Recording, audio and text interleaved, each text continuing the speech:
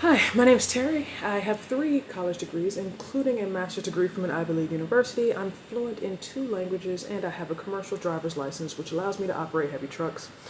And I still can't find a job. My girlfriend's been working at a fast food restaurant for the last 9 years, but what she really wants to do is be an elementary school teacher. So every day I'm going to be telling you stories about things I think are interesting or cool, and then I'm going to teach you a little bit of Spanish until I can earn enough money to send my girl to teaching school.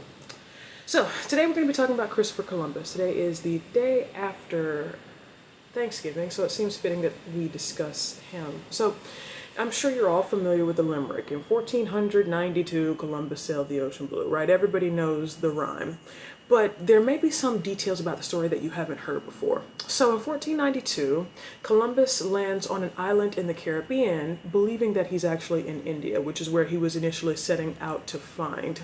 The native people who he encounters there call themselves the Taino, which roughly translates to good people.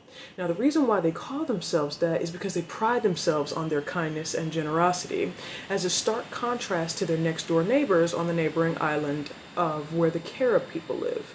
And now the Caribs are known for being extremely aggressive. And so the Taino named themselves that because they pride themselves on being really, really nice people. So, Columbus is actually on an expedition that is commissioned by the King of Spain, whose name is Ferdinand. And so he's communicating with the King of Spain during this entire process and telling him what he finds on these expeditions. And one of the things that he tells him is that the Taino people have a childlike innocence. They are more than happy to share their valuables with him, including gold.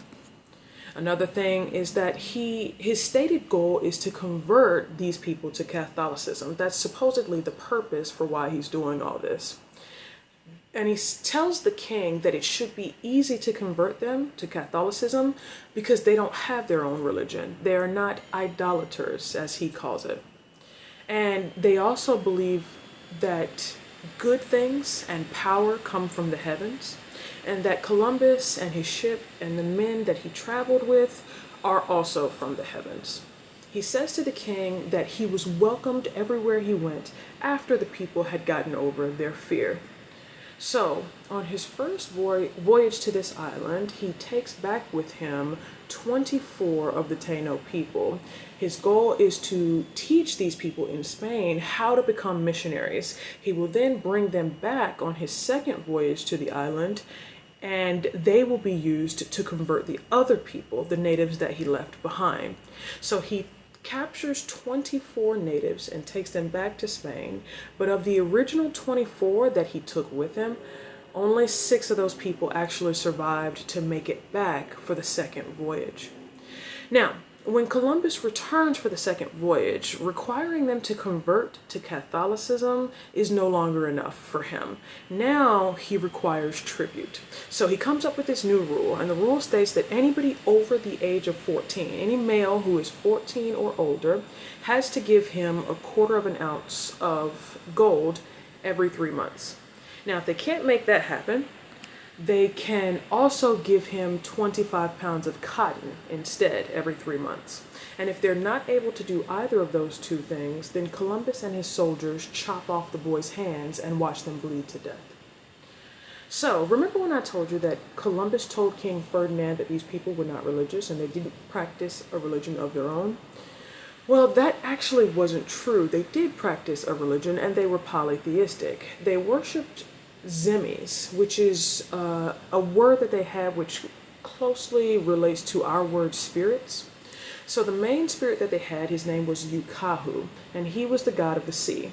He was also the god of yucca, which is their primary plant. It's a root vegetable. And then his mother, Yukahu's mother, her name is Atabe, and she is responsible for fresh water, as well as being the god of fertility and the god of the moon. And then there were many other lesser zemis, or spirits, that were in charge of everything else. For instance, explaining why there are hurricanes that come out of nowhere and wipe everything away, or understanding where people go when they died. These are all topics that are controlled by other zemis. So these people, over the course of these voyages that Columbus takes and he's bringing soldiers, they are almost completely annihilated. They do still exist, and they exist primarily in the island of Puerto Rico off the coast of the United States.